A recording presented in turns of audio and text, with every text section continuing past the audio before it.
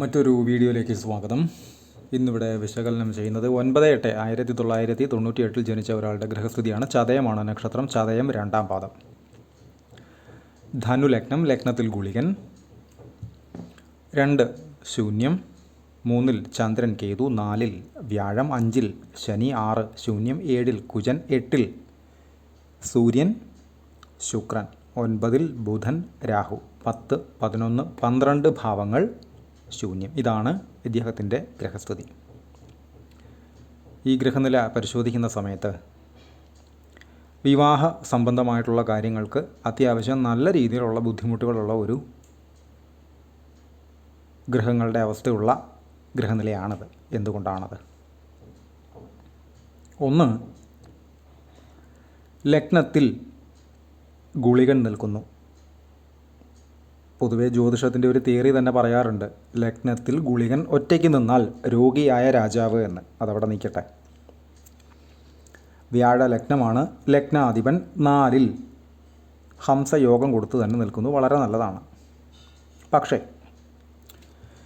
ഇദ്ദേഹത്തിൻ്റെ ലഗ്നാൽ 7-ൽ വിവാഹസ്ഥാനത്ത് ശക്തനായ ഗ്രഹം കുജൻ. ശത്രുക്ഷേത്രവുമാണ് കുജൻ. ബുധൻ അത്ര നല്ല ബന്ധമല്ല. അവിടേക്ക് ലഗ്നാൽ 5-ൽ മനസ്സിൻ്റെ സ്ഥാനത്ത് നീചനായി നിൽക്കുന്ന ശനിയുടെ 3-ാമത്തെ ദൃഷ്ടി. അതുപോലെ 7-ാം ഭാവാധിപനായിട്ടുള്ള ഗ്രഹം നിൽക്കുന്നത് ചിങ്ങത്തിൽ സൂര്യൻ്റെ ക്ഷേത്രത്തിൽ രാഹുവിനോടൊത്ത്. 7-ാം ഭാവാധിപൻ നിൽക്കുന്ന രാശിയുടെ അധിപൻ, അതായത് ഇവിടെ അത് സൂര്യൻ നിൽക്കുന്നത് വർഗോത്തമം ചെയ്ത് കർക്കടകത്തിൽ നിൽക്കുന്ന വിവാഹ കാരക ഗ്രഹം ശുക്രനോടൊത്ത്. ഇതെല്ലാം പ്രശ്നം തന്നെയാണ്. പൊതുവേ ലഗ്നാൽ 7-ൽ കുജൻ ഒക്കെ നിൽക്കുന്ന ആളുകൾക്ക്, അത് വർഗോത്തമം ചെയ്ത കുജനുമാണെന്ന് വെച്ചാൽ നവാംശത്തിലും കുജൻ്റെ സ്ഥാനം അവിടെ തന്നെയാണ്. ലഗ്നാൽ 7-ലൊക്കെ കുജൻ നിൽക്കുന്ന ആളുകൾക്ക് കൃത്യമായി ചേരുന്ന ഗ്രഹനിലകൾ തന്നെയല്ല ചേർക്കുന്നത് എങ്കിൽ ആ ഒരൊറ്റ റീസൺ, ഒറ്റ കാരണം കൊണ്ട് തന്നെ അടിച്ചു പിരിയുന്ന ഗ്രഹനിലകൾ ധാരാളമുണ്ട്. ചൊവ്വാദോഷം അല്ലെങ്കിൽ കുജദോഷം എന്നൊക്കെ ആളുകൾ പല രീതിയിൽ പറയും. എന്നിരുന്നാൽ തന്നെയും 7-ലൊക്കെ കുജൻ നിന്ന് കഴിഞ്ഞാൽ ചേർക്കാൻ പറ്റുന്ന ഗ്രഹനിലകൾ മാത്രമേ ചേർക്കാവൂ.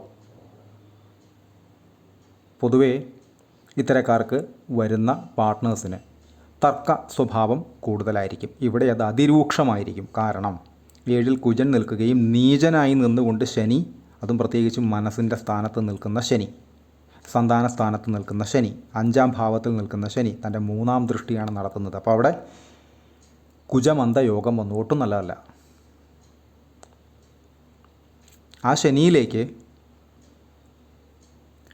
7-ാം ഭാവാധിപനോടൊത്ത് നിൽക്കുന്ന രാഹുവിൻ്റെ 9-ാമത്തെ ദൃഷ്ടിയും വന്നു. ഒട്ടും നല്ലതല്ല. ഇദ്ദേഹത്തിൻ്റെ മനസ്സിനെ അളക്കാനേ കഴിയില്ല.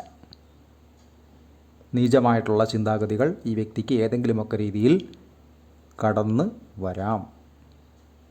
അതിനനുസരിച്ച് ജീവിതാവസ്ഥകൾ തന്നെ മാറാം. അപ്പോൾ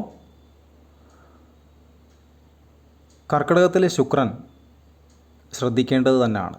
പ്രത്യേകിച്ച് ഇത് വർഗോത്തമം ചെയ്ത് ശത്രുവായ സൂര്യനോടൊത്താണ് നിൽക്കുന്നത്. വ്യാഴത്തിൻ്റെ ദൃഷ്ടി എവിടേക്കുണ്ട് എന്നത് ആശ്വാസം തന്നെയാണ്. എന്നിരുന്നാൽ തന്നെയും കർക്കിടകത്തിലെ ശുക്രനെ പൊതുവെ ശ്രദ്ധിക്കുക തന്നെ വേണം.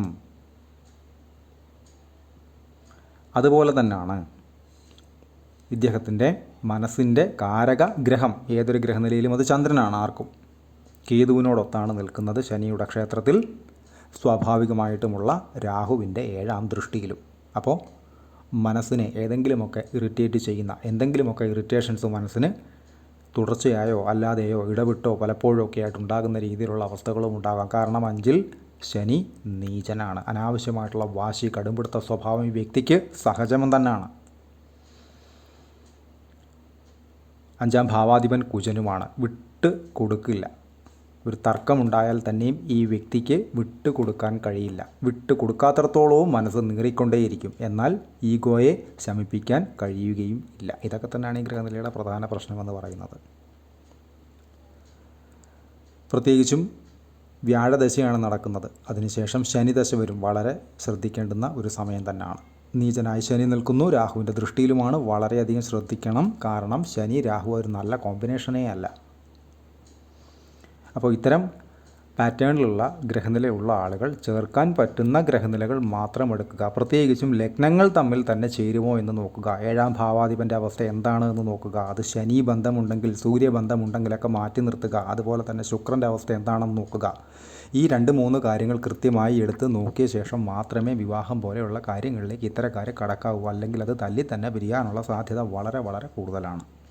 ധാരാളം പേര് വിളിക്കാറുണ്ട്. വളരെ ചുരുങ്ങിയ സമയം കല്യാണം കഴിഞ്ഞ ശേഷം വളരെ ചുരുങ്ങിയ സമയം കൊണ്ട് തന്നെ പിരിയുന്നു എന്ന കാരണത്താൽ വിളിക്കുന്ന ധാരാളം ആളുകളുണ്ട്. ഇദ്ദേഹത്തിൻ്റെ ദശകൾ എടുത്തു കഴിഞ്ഞാൽ ചതയമാണ് നക്ഷത്രം. രാഹുദശയിൽ ജനിച്ചു. 2012 വരെ രാഹു, അതിനുശേഷം 2028 വരെ സൂര്യൻ, അതിനുശേഷം ശനി 2047 വരെ, അതിനുശേഷം ബുധൻ 2064 വരെ, ശേഷം കേതു, ശുക്രൻ എന്നീ ക്രമത്തിലാണ് അദ്ദേഹത്തിൻ്റെ ദശകൾ കടന്നു പോകുന്നത്. അതിൽ തന്നെ ഗുരുവിൽ രാഹുവാണ്. 29/8/2025 തൊട്ട് 22/1/2028 വരെ ഗുരുദശയിൽ, വ്യാഴദശയിൽ രാഹുവിൻ്റെ അപഹാരമാണ്. 7ാം ഭാവാധിപൻ രാഹുവിനോടൊത്ത് നിൽക്കുന്നു.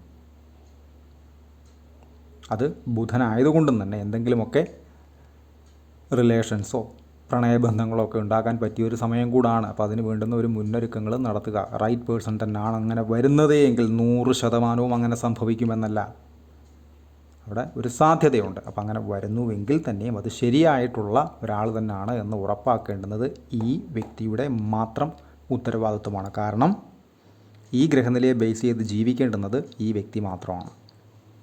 അത്തരം കാര്യങ്ങൾ വളരെയധികം ശ്രദ്ധിച്ച് കൊണ്ടുപോകേണ്ടുന്ന ഒരാവശ്യകത ഇത്തരം പാറ്റേണിൽ വരുന്ന ഗ്രഹനിലകൾക്കുണ്ട്. ഇതാണതിൻ്റെ പ്രധാന കാര്യമെന്ന് പറയുന്നത്. മുൻകൂട്ടി തന്നെ കൃത്യമായി പരിഹാരങ്ങൾ എടുത്ത് പോയി കഴിഞ്ഞാൽ വലിയ തെറ്റുകുറ്റങ്ങളില്ലാതെ കണ്ണിൽ കൊള്ളേണ്ടതിനെ പുരുകത്ത് കൊള്ളിച്ച് നിർത്താനും സാധിക്കും. പക്ഷേ എന്ത് പറഞ്ഞാലും കൺവിൻസ് ആകാത്ത രീതിയിലുള്ള ഒരു ചിന്താഗതി, മൈൻഡ് സെറ്റ് ഇത്തരക്കാർക്ക് പൊതുവേ കണ്ടുവരാറുണ്ട്. തർക്ക സ്വഭാവം കൂടുതലിരിക്കും. എന്തിന് ഞാനത് കേൾക്കണം, എന്തിന് ഞാനത് ചെയ്യണം എന്ന് പറയുന്ന ഒരു ചിന്താഗതി എപ്പോഴും മുന്നിട്ട് നിൽക്കും. പ്രത്യേകിച്ചും 5ാം ഭാവാധിപൻ കുജനും 5ൽ നീചനായി ശനിയും അവിടേക്ക് രാഹുവിൻ്റെ ദൃഷ്ടിയും വന്നു കഴിഞ്ഞാൽ അനുസരണാശീലം വളരെ മോശം തന്നെ ആയിരിക്കും. കൃത്യമായി കാര്യങ്ങളെ പോസിറ്റീവായി കണ്ട് മുന്നൊരുക്കങ്ങൾ നടത്തി കൃത്യമായിട്ടുള്ള പരിഹാരങ്ങൾ ചെയ്ത് മുന്നോട്ട് പോയി കഴിഞ്ഞാൽ 4ൽ നിൽക്കുന്ന വ്യാഴം കൃത്യമായിട്ട് അതിൻ്റെ ഗുണം ചെയ്യും. പക്ഷേ ലഗ്നത്തിൽ ഗുളികൻ ഉള്ളതുകൊണ്ട് ഗുളിക ഭവനാധിപനായ വ്യാഴം എന്നൊരു പ്രത്യേകത കൂടെ ഇവിടെയുണ്ട്. അപ്പോൾ ഗുളിക ഭവനാധിപനായിട്ടുള്ള വ്യാഴം എന്ന് പറയുമ്പോൾ അവിടെ പ്രത്യേകം ശ്രദ്ധിക്കേണ്ടുന്ന കാര്യമെന്ന് പറയുന്നത്, ചില ഗ്രഹനിലകളിൽ വ്യാഴം തിരിച്ച് റിട്ടേൺ ഗുളികനിലേക്ക് ദൃഷ്ടി ചെയ്യും. എന്നാൽ അതിൻ്റെ ഫലം ഒരു 75-80% കൂടുതൽ പോസിറ്റീവായിട്ട് കിട്ടുകയും ചെയ്യും. ഇവിടെ അത് ഗുളികനിലേക്ക് വ്യാഴം ദൃഷ്ടി ചെയ്യുന്നില്ല. വ്യാഴത്തിൻ്റെ ദൃഷ്ടി 5, 7, 9 ഈ 3 ഭാവങ്ങളിലേക്ക് വന്ന് നിൽക്കുന്നു. ലഗ്നത്തിലേക്ക് എന്ന് വെച്ചാൽ ഗുളികനിലേക്ക്. അത് നവാംശത്തിലും ഗുളികൻ അവിടെ തന്നെയാണ്. അപ്പോൾ ഗുളിക ഭവനാധിപനായിട്ടുള്ള വ്യാഴമാണ് ഹംസയോഗം ചെയ്ത് നിൽക്കുന്നത് എന്ന പ്രത്യേകതയും ഈ ഗ്രഹനിലയ്ക്ക് ഉണ്ട്. അപ്പോൾ അതിൻ്റെ കൂടെ ഡിലേ കഴിഞ്ഞ ശേഷം മാത്രമാണ് വ്യാഴം അവിടെ ആക്റ്റീവ് ആകുക. അപ്പോൾ അതിനനുസരിച്ച് ഈ വ്യക്തി കൃത്യമായിട്ട് മുന്നൊരുക്കങ്ങൾ നടത്തി പരിഹാരങ്ങൾ വേണ്ടുന്ന രീതിയിൽ തന്നെ എടുത്ത് മുന്നോട്ട് പോയി കഴിഞ്ഞാൽ അബദ്ധങ്ങളിൽ ചാടാതെ വലിയ തെറ്റുകുറ്റങ്ങളില്ലാത്തതിന്, നേരത്തെ പറഞ്ഞതുപോലെ കണ്ണിൽ കൊള്ളേണ്ടതിനെ പുരുകത്ത് കൊള്ളിച്ചെങ്കിലും പോകാൻ സാധിക്കും. വിവാഹ സംബന്ധമായിട്ട് വളരെയധികം ശ്രദ്ധിക്കേണ്ടുന്ന പാറ്റേണിൽ തന്നെ ഉള്ള ഒരു ഗ്രഹനിലയാണിത് എന്ന് മനസ്സിലാക്കുക. കൺസൾട്ടേഷൻ ആവശ്യമുള്ള ആളുകൾക്ക് ഈ നമ്പറിൽ കോൺടാക്റ്റ് ചെയ്യാവുന്നതാണ്. കോൺടാക്റ്റ് ഡീറ്റെയിൽസ് ഡിസ്ക്രിപ്ഷനിൽ കൊടുത്തിട്ടുണ്ട്. ഇത്തരം വീഡിയോസ് ഇനിയും തുടരും. ഒരു കാര്യം കൂടെ പറയാനുണ്ട്.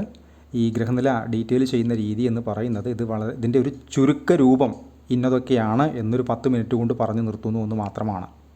കൺസൾട്ടേഷൻ്റെ രീതി ഇങ്ങനെയല്ല. നന്ദി.